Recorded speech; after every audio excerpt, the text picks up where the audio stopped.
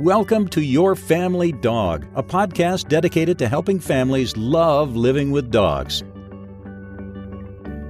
Hi, and welcome back to Your Family Dog. I'm Julie Fudge Smith, and I'm here with Tina Spring, as usual. And we are going to talk today about something that I think is a really common problem. And it came up for me this weekend when my cousin, who was kind enough to lend me her condo on Lake Erie for the weekend to finish the final draft on my book, which, by the way, Tina, I have a publication date now. Yes, it's August 1st. The Beekeepers will be out. So as soon as we get the final cover on that, I'll get that all posted. But anyway, so I was working frantically on my book. And she called me and said that, asked how things went. And I said it went great. And she said she'd been visiting her brothers. And when she got back, one of the problems she's having with her Brittany Spaniel, Manny, who's 13 years old. Now, Manny has always been a reactive dog. He's been reactive to other dogs, and he's reactive to people. He's a barker. But Lynn and her husband, Mark, who died in the fall, were able to manage him fairly well over the years. Redirect him or whatever. But since Mark died, Lynn has found it more challenging to manage his behavior and hasn't been working with him as much because she's been dealing with a whole lot of other things, including health issues of her own. So what she told me was that Manny is barking more and he's less responsive to being redirected. And instead of barking at somebody, it might have been they had to be, 15 to 20 feet, and he might bark at somebody. Now it's well over a block away, and the dog will start barking at a person. And she used to be able to say, if she saw somebody come in the street, "Come on, Manny, let's go inside," and he would trot inside, and now he won't do that. And he's just a lot more reactive overall.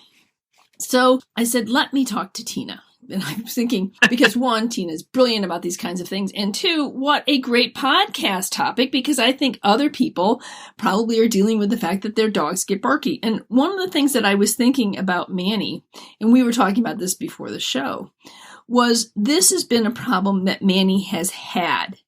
Manny is now an older dog. He's 13. And so what is it about being an older dog that may be exacerbating this problem? I know that with our dog Rebel, who was just a really easygoing guy, but as he got older, things like loud kids or thunderstorms and stuff just seemed to unnerve him, and he needed more emotional support from me to manage things that had just sort of rolled off his very ample back in the past. And so I think that might be part of what's going on with Manny. But what I wanted to do, and I think Tina agrees with me, we kind of wanted to address the barking dog issue, but we also wanted to address all kinds of things in relationship to that, including age and changes in the dog and changes in environment and that kind of stuff. So Tina, there you go. That's your intro, rather long and probably obtuse.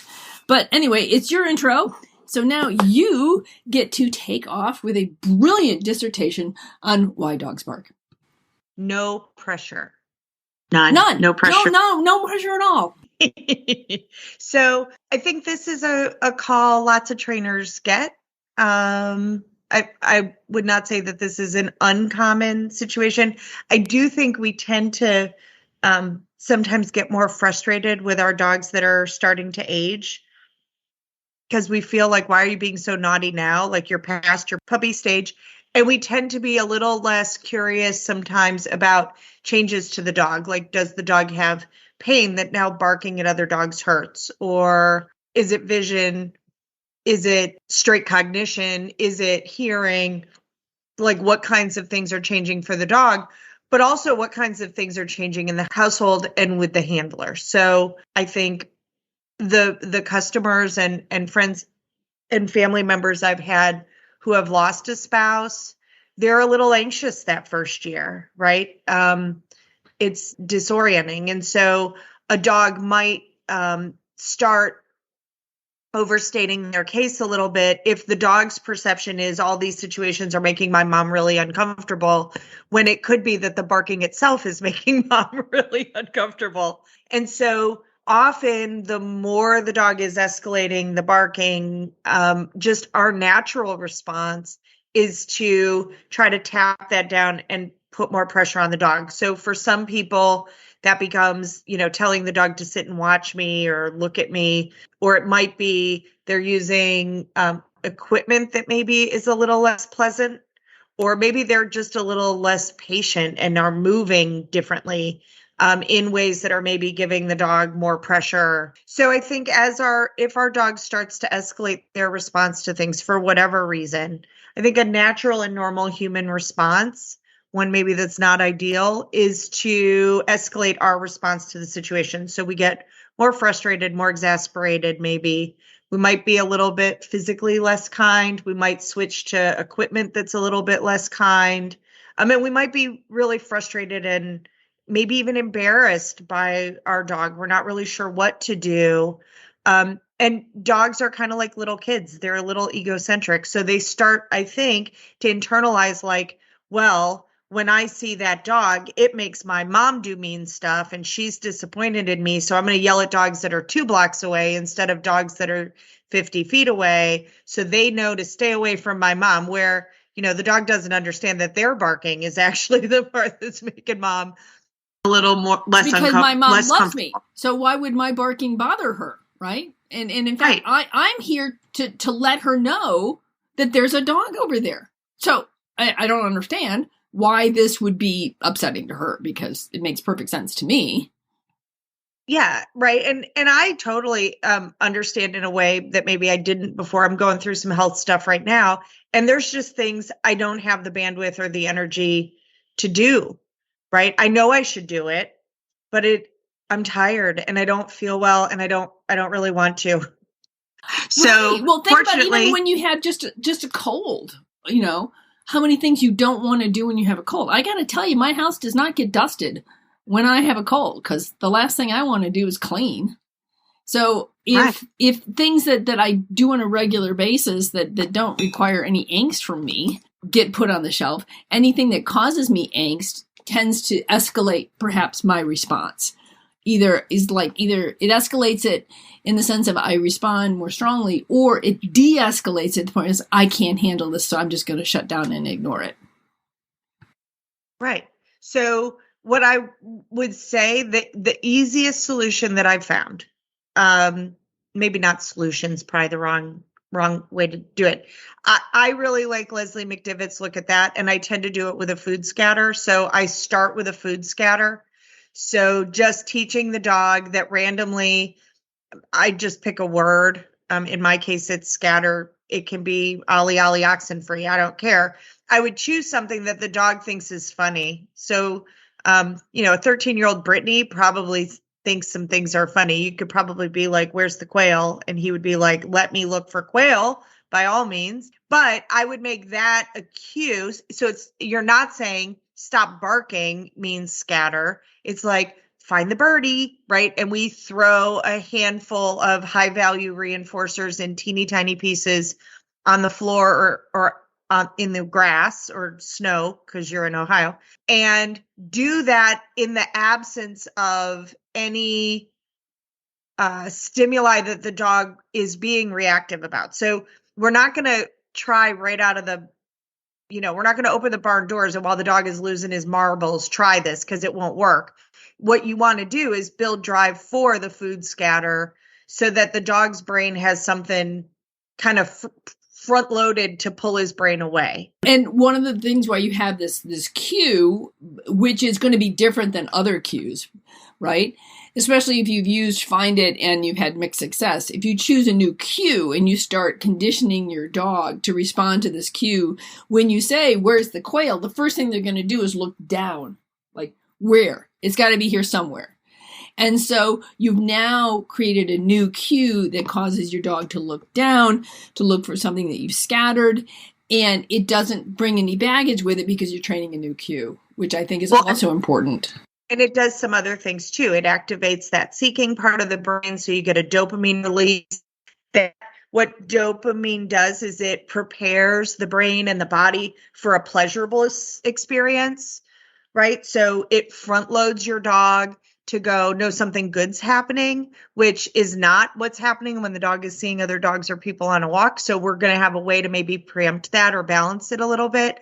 Likewise, we're tipping We're increasing airflow over the brain, literally cooling it off as the dog is sniffing and using that seeking part of the brain to find food. And if he is a typical 13-year-old Brittany Spaniel, that little nubbin will be a wagon, right? This will be a dog who is signaling to the rest of the dog world, I'm doing something fun with my mom. I'm not talking to you. So many times I think dogs that are nervous about other dogs that maybe are starting to have some physical changes, cognition, vision, hearing, mobility, start to build a case against other dogs, especially if other dogs on the walk tend to be a little bit trash talky or too excited and interested in them. They're like preemptively trash talking that other dog.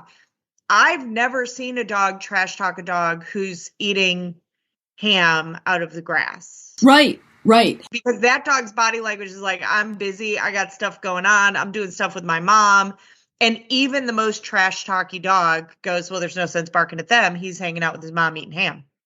Right. Well, the other thing I was going to say is that what you also want to do with this, what also happens when you do this, is you sort of preempt that falling into the sympathetic nerve system, which is the highly reactive nerve system, and you're engaging the parasympathetic nerve system by the sniffing and the chewing and the eating and the dopamine release. That all is going to bring him into the calming down nervous system, which is what you really want to have in your dog, because once the sort of the sympathetic nervous system is triggered and the reaction is triggered, then you've left your forebrain and you're in your reactive brain, and it's going to be much, much harder to turn them around, which is why you need to condition and practice this before the big event, so that the dog has something, oh, I know what we're doing and this is really fun and I'm going to engage with that, as opposed to lose my brain. Right. So one thing I would say to your sweet cousin is, can she grab some string cheese or hot dog bits when she goes for her walk?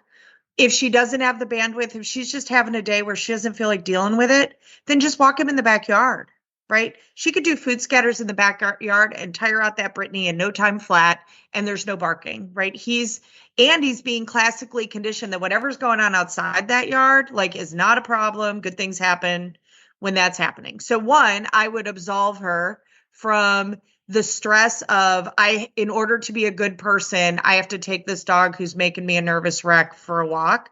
Two, if she's going to do that, I would add very high value reinforcement, typically in the form of food, but some dogs will work for other things. Maybe he loves a squeaky tennis ball. I don't know. And then I would also have her practice the things that worked in the past when there are not other people and dogs, because those things made sense to her dog in the past. It worked for her and him.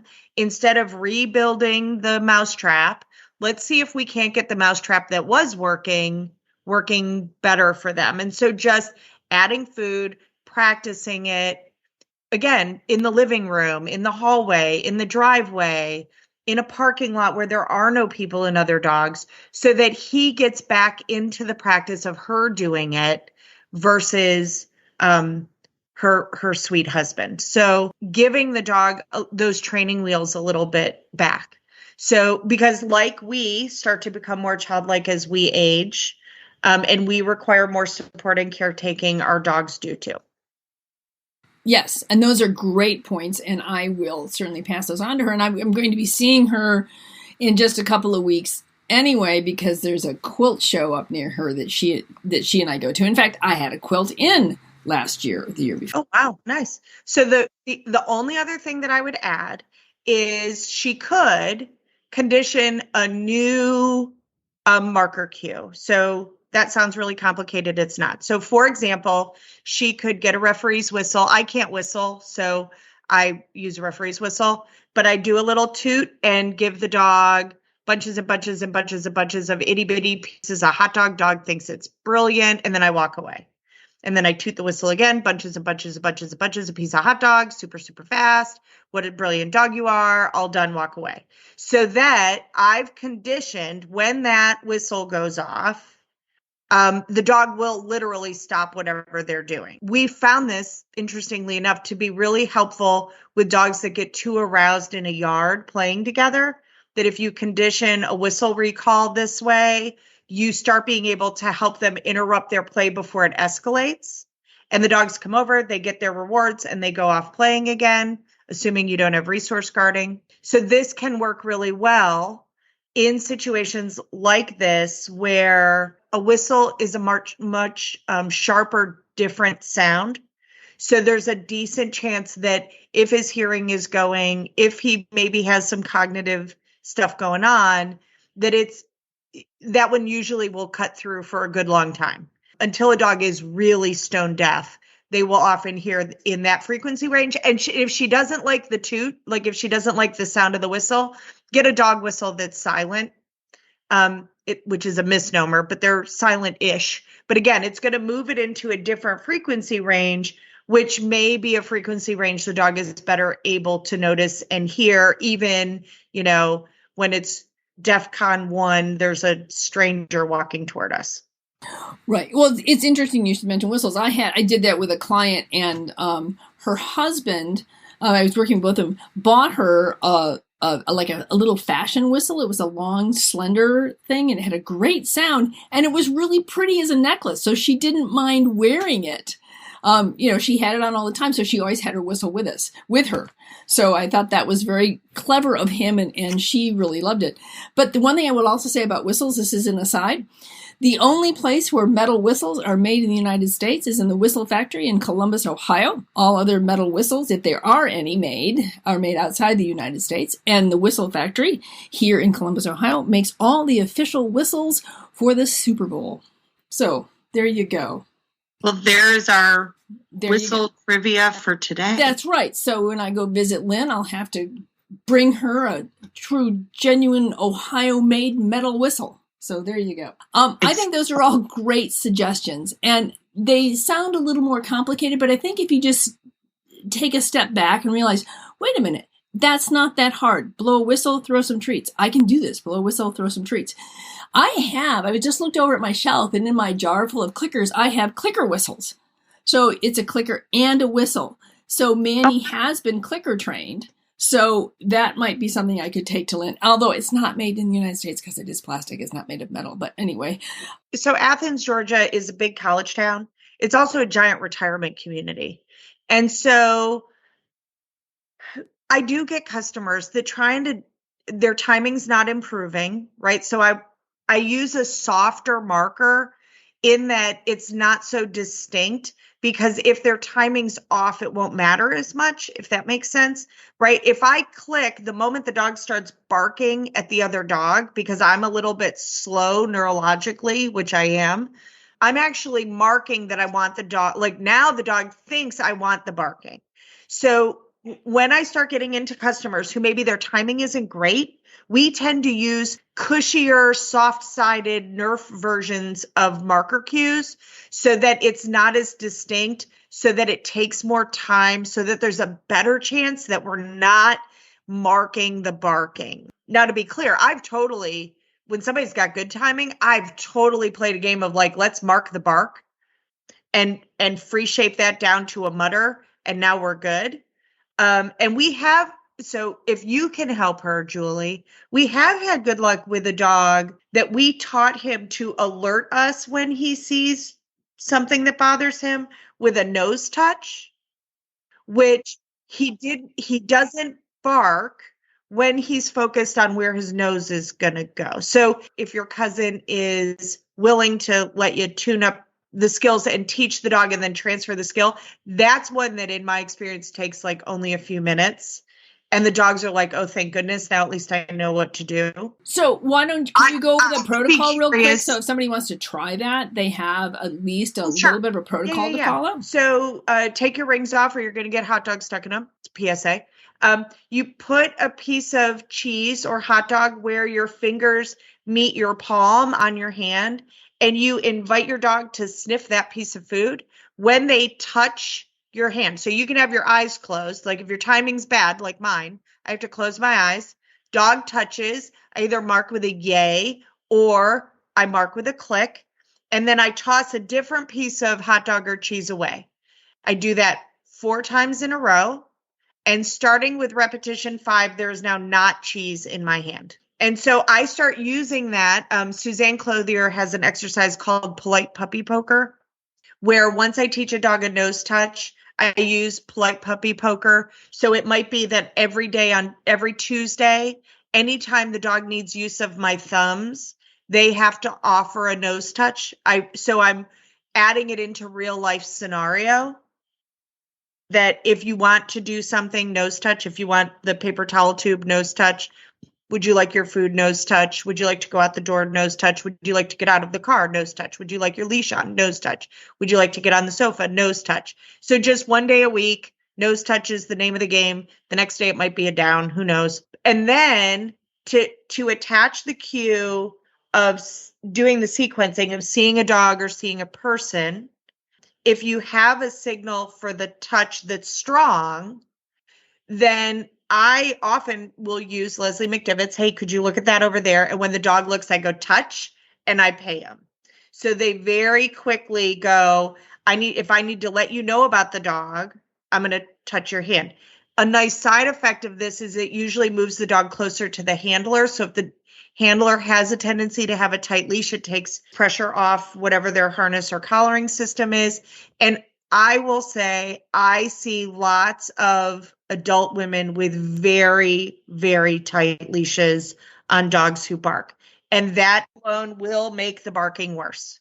So if the person has a balance issue, if they're worried that their hands aren't strong, if they're worried that the dog is too strong, I strongly encourage a waist leash so that they stop pulling on their dog, because it'll build the reactivity that they're trying to mitigate. Those are very good suggestions. And when you were talking about teaching target, I would teach it I called it target or touch. I taught it in a really similar fashion. I didn't stick the food between my fingers. I think that's kind of cool. I would just hold it in place with my thumb and then touch my hand. So I think every trainer has something that's similar to that. There's just slight modifications in the protocol for teaching it. And I remember when I was teaching a couple of clients how to teach the dog to go to mat or go to bed. I would teach them my way, but then I always hand them a couple different handouts from like the Whole Dog Journal and saying, look, my ego is not such that you must use my way. And here are a couple other ways. Just read through it. If this makes more sense to you and it's more comfortable, I don't have a problem with you doing it in a slightly different way that works for you. But I mean, with the caveat that we're not adding force into this. That's why I would always hand them, positive training methods. But I think it's always interesting, at least for me, to hear how other trainers train the same thing that I do, because I always want to find new ways in which I can approach a client and say, look, okay, you're not getting what I'm saying. So let's try Tina's method, because maybe that'll make more sense to you. Or let's try Susan Clothier's or Pat Miller's or, whomever. And there's lots of ways to get there, right? There's lots of ways to get there. Some dogs like luring. Some dogs are better with free shaping. Some dogs are better with modeling. Some dogs are better watching another dog and going, that's what you're getting at? Okay. So other things that I've used for dogs who do this barking, I have had a stuffed frozen Kong with whatever the dog thinks is the best thing ever. And the handler just holds that. And when they see a dog or a person, they offer a dog a slurp on the Kong. We've had that work very well. That was actually one that we did for a handler that had significant mobility issues. And was actually in a wheelchair. So the dog, we attached a sleeve with a bell, a hair scrunchie with a bell on it to the Kong, so that when the handler moved the Kong, the dog heard that was moving. I have taught a dog. So I taught a dog to stick its nose in a traffic cone, like a small, like little kid soccer traffic cone, because then he can't see the other dogs and people and they can walk by. Which we just called the behavior Big Bird. It's kind of like him sticking his head in a bucket, but he totally is willing to go for a walk. And if something scary happens, he shoves his face in the cone, which, okay, weirdo. Yeah, you got to work with the dog that you have. That's one of the things I tell people is like, let's talk about the dog you have, not the dog Right. you wish you had, which we might so be able this- to get him there, but let's talk about who we dealing with right now. Yeah, so this is a dog who likes to stick his snoot in all the holes. So that was something he thought was funny. So we just did it with a cone, and then I think we started with like a yogurt container. And she just carries this lightweight traffic cone. And when he's nervous, he sticks his face in it and they walk. And when he feels more confident, he takes his head out and then he keeps walking. But it stopped the barking, right? He had a way to say, like, I'm uncomfortable, that his owner could respond to and say, okay, good job. We're going to go this way. So I will also say this to your cousin. I don't care who you are, when your dog is barking, it is the loudest, most obnoxious bark that has ever been heard. And we feel awful about it. And every single human feels that way, right? Whether it's my dog barking or your dog barking or Clementine barking, it is the biggest, most obnoxious, most fearsome, awful thing that has ever happened. And the reality is nobody cares. Not really. Not really. Like, dogs bark. Yeah, that's, it's funny because I think it's really interesting to get a different perspective on your dog. Like when I went to her condo this weekend to write, my writing partner Laura came up and spent part of the weekend there too, and I had Zuzu because Lynn is cool about me bringing Zuzu. So and Zuzu is just really good. Like today when I'm writing, Clemmy's in the chair and Zuzu's under my chair, and they're my writing buddies. And Zuzu just settles down next to me when I write, and Laura's like, holy cow. She's got Danes. And it's like, they're just settled down. She's not doing anything. She's just right there with you. And she's quiet. And I just only realized, wow, sometimes you just need somebody else to observe. And you think, yeah, I have a great dog. You know, my dog, Zuzu, has her own idiosyncrasies and odd moments in life. There's absolutely no doubt about it. And Clementine, we all know, has her moments. She's gonna have her own book. Yeah, but you know what? Sometimes it just takes somebody saying something to realize, wow, overall, I have a wonderful dog. And so we have this problem. But maybe we can do something to at least modify it so it's not quite the problem that I see it to be. So I know people hate to do it, but once they do it, it works really well. The whole pie in the face method, right? Dog starts to bark and you just pelt him in the face with 16 pieces of cheese. They're like, what? Cheese? And it stops the barking. It feels completely wrong. Every single handler's like, if you do that, you're rewarding them for barking. Well, guess what? They can't bark and swallow at the same time. And I know that's true. So no, I'm not. If you get to the point that you can preempt the behavior, that when the dog goes, you're tossing cheese, you've got them. Like, you've got them over a barrel and it goes away really quickly. But again, my experience, at least in my life, is as I'm aging, my timing's getting worse. So I have to randomly pie in the face the dog so that they're loaded. They know that pie in the face will occur on this walk. And then when we see the possum that is obviously the worst possum in the whole world, and my dog has to let everybody know about it, I can pie in the face them and they're like already ready to be receptive of that response. And that works pretty well. So each dog is going to be a little bit different. What I would anticipate that your cousin has a tight leash and it's tighter than she realizes, and that she's more tense than she realizes. And all of that is maybe telling the dog that it doesn't feel safe to her, and he's trying to take good care of his mom. So he might be overstating his case a little bit. Yeah, I think that's right. It's been a while since I walked Lynn with Manny. So, like I said, I'm going to see her in a few weeks. So I will send her some information and then try and help her to fine tune it when I get up there. Well, and one of the interesting things is always to see, like, if you switch handlers, does the dog's behavior change?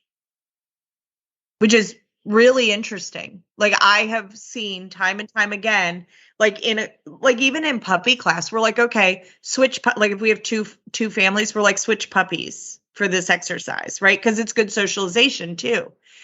Well, guess what? Everyone softens when it's not their dog, right?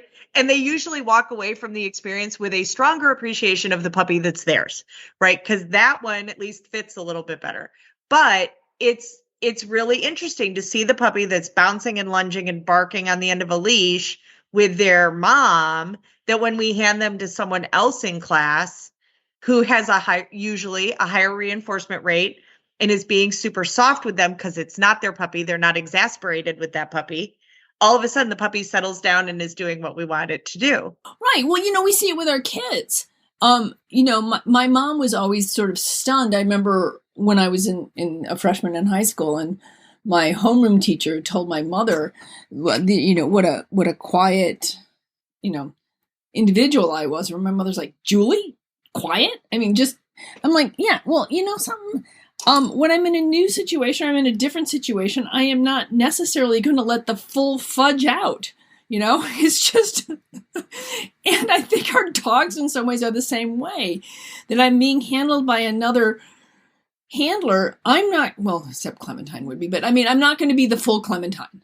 I'm not going to give it my all because I'm not sure about you. So, I mean, I think that's helpful, but I think it also helps to reiterate to us that if our dog can be different with other people, then they probably can be different with us if I'm different. And that if I'm doing the same thing, it's this, whole insanity thing. If I'm doing the same thing over and over again and things are not getting any better with my dog, then that's probably telling me that something has to change. Something has to be different. And if I want them to be different, then I need to be different. And seeing how my dog is different with somebody else may give me some clues to what I need to do. So, I mean, an old horsemanship trick was to sing. Like, if you feel the horse getting tense, if you feel yourself getting tense, sing. And the reason why, it could be happy birthday to you. It doesn't matter what you sing, but you're controlling your breathing, which changes your blood pressure, which tells the animal, like, no, everything's fine. So I could feel, if I was riding Cookie Monster, that she would start to get, it's mares. Mares are special. She'd start getting herself all angsty. And if I started to sing, she'd move her ears around like I was a nut job, but then settle in, and all of a sudden I could feel her breathing change, her body relax. Now, instead of thinking about how she's going to bite the mare in front of her or kick the mare behind her, she's focused on, like, what is this goofball sitting on my back doing? And my body language was like, everything's fine and we're having fun in the sun and we're doing this cool thing together and it's going to be awesome. I used to sing at her through jumpers courses because she would focus on the cues I was giving her a little bit better if I was singing in her ear a little bit. So I would say, like, are you relaxed on the walk? How do you feel when you see other dogs and other people? Is your response like, oh, good, there's Mildred from down the block, I've been meaning to say hello to her? Or are you like, oh no, here comes Mildred? Because that's all going to matter too. Right. Well, when you were talking about horsemanship, I had a horse instructor tell my daughters once, quiet hands, busy feet. And so I tell my owners that sometimes too, is that if you quiet your hands and you quiet the leash, you're not sending all these signals down the leash. And then you move your feet, right? You move your feet on the walk, but you keep your hands quiet. So quiet hands, busy feet. And that's done a lot. And what I find is that if people quiet their hands, they tend to go, right. So I get the energy out from walking, but if I quiet my hands, my whole upper body tends to be quiet, and that gets translated right down the leash to the dog. Yeah. So again, I think your sweet cousin has an awful lot on her plate, and I don't want it to sound like I'm criticizing her. I'm not.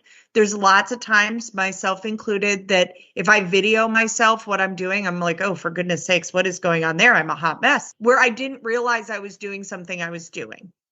Right. Christopher is noticing that I'm standing differently since surgery. And it's that I'm guarding the part of my body that has an injury and is healing. So I'm carrying more tension on that side of my body. So he just mentioned it so that I can be a little bit more cognizant of, like, push that shoulder down and it'll be okay. And I don't need to be all tight over there. I will say, as much as I hate videoing myself and then going back and looking at it because I see every single error and I am like, I'm awful at this, I should go work at the post office. it does help you clarify, what we're doing may or may not be contributing to what may be going on with the dog. Right. Well, when you said that, I was thinking, there are times I'm thinking, you know what? I should just go back to my high school job as a fry cook. Because, I used to do, there's a little specialty chain of hamburger places in Grand Rapids called Fables, for all of you who are in Michigan. And I was the onion ring cook in the back. And I was nice. Yeah. Sometimes I think that that's what I'm qualified to do is I can make onion rings. And then when I was in college, I worked for the food service. And one time they had me make 120 portions of liver and onions. If you think I've gotten anywhere near liver since then, no, I have not. So anyway, that's, wow. Yeah, I've had some interesting, food service experiences, shall we say. Yeah. So I kind of find food in general kind of gross. So yeah, that I've never worked in food service because I don't think I would like it. I was also a waitress in a discotheque. Did I ever tell you that? Yeah. No. When I was in college, I've had some interesting jobs. I was a waitress in a discotheque. And we worked at the Kalamazoo Hilton. The Giraffe Discotheque was in the basement of the Hilton. And everybody who worked in the Hilton had their first name on their name tag and then their department underneath it, except for the bartenders, because they would rotate between all the bars. But if you were like in front desk, it would say, Tina front desk, right? Well, I worked in the disco.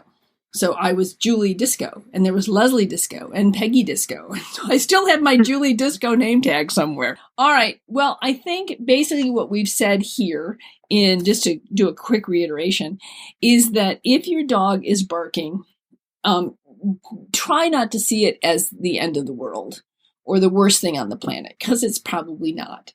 And that there are things that you can do that aren't all that difficult to get your dog to either minimize the amount of barking, leave off, and turn to you. Teach him to touch your hand. Teach him how to look for a scatter on the ground so that the signal, whoopsie, or there's a dog, or let's party. Yeah, let's party, means I'm going to look down and start sniffling for treats. So I think the thing is to remember is that this is all stuff that needs to be practiced a lot outside of the 911 situation where you see the dog coming down the street. So, and if you have any questions, find yourself a good positive reinforcement trainer. Send us an email on feedback@yourfamilydog.com. No, yourfamilydogpodcast.com, sorry.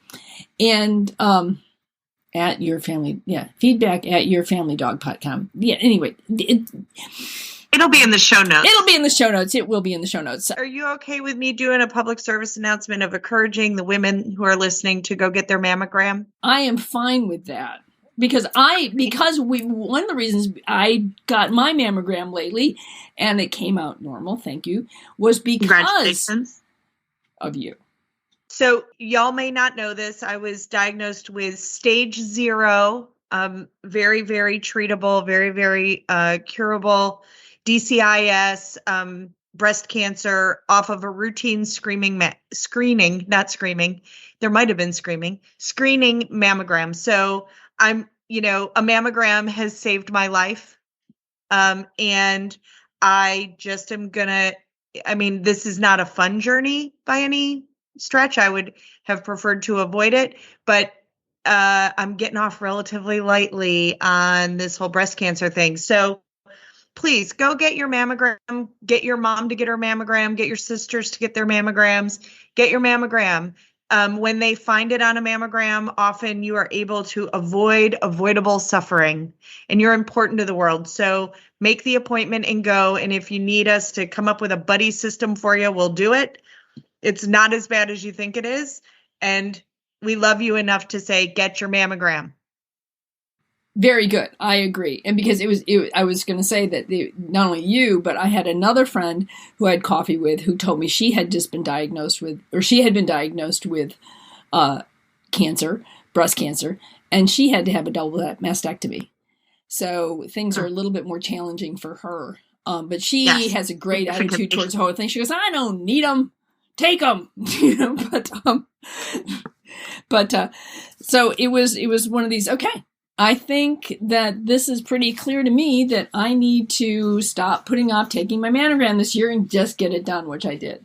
So. Well, I will say every single appointment I go to, they're like, have you had your colonoscopy yet? And I'm like, can we solve this first? Like, can we do that other part, like, I don't know, in a couple of months maybe? So at some point, I'll probably be yelling at y'all to get your colonoscopy. But well, I can yell at them to get the colonoscopy because I've had colonoscopies, and I will tell you, I had one, and they found a couple of polyps, and they were able to remove them, and I have had no residual effects. And if I hadn't been on top of having my colonoscopy, I might not be able to say that. So I would say, women of a certain age, there are certain things you just got to do. So, bite the bullet and just. And it might be your mom. Like, get your mom in the car. Get your mom to schedule. Get your grandmother to schedule. We're all important to this world. And it's funny how they can find little things. Like I'm an extraordinarily healthy individual. I mean, I power lift 3 times a week, and I go curling 2 to 3 times a week, and I go hiking and do all this stuff, and I'm in very good shape.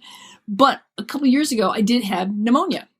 And the follow-up x-ray to my pneumonia showed that I had calcium deposits in one of my arteries. So I'm now seeing a cardiologist. And thank goodness when they had that I had the follow-up, because I don't have any symptoms of cardiac disease. And part of the reason why is because we caught it and we're dealing with it. So do your follow-ups. If they ask you to follow up for a particular thing, do it, because you never know what might come up that could save your life. So there you go. Right. You're important. So make the time. You'd make the time for someone else. You'd make the vet appointment. Make the time. Go and take care of yourself so that we can love you longer. And you can listen longer to Your Family Dog, which we hope you will subscribe to. So either on wherever it is you get your podcast, please press that follow or subscribe button. It means a lot to us if you do that. And it does help other people to find our podcast and maybe get their mammogram too. So, and train their dog to not bark. So, I mean, what more can you ask for? All these things in one. So, all right, then. We'll see you all next time on Your Family Dog. Thanks for listening to Your Family Dog. Got questions? Interesting ideas? Visit www.yourfamilydogpodcast.com to share your thoughts.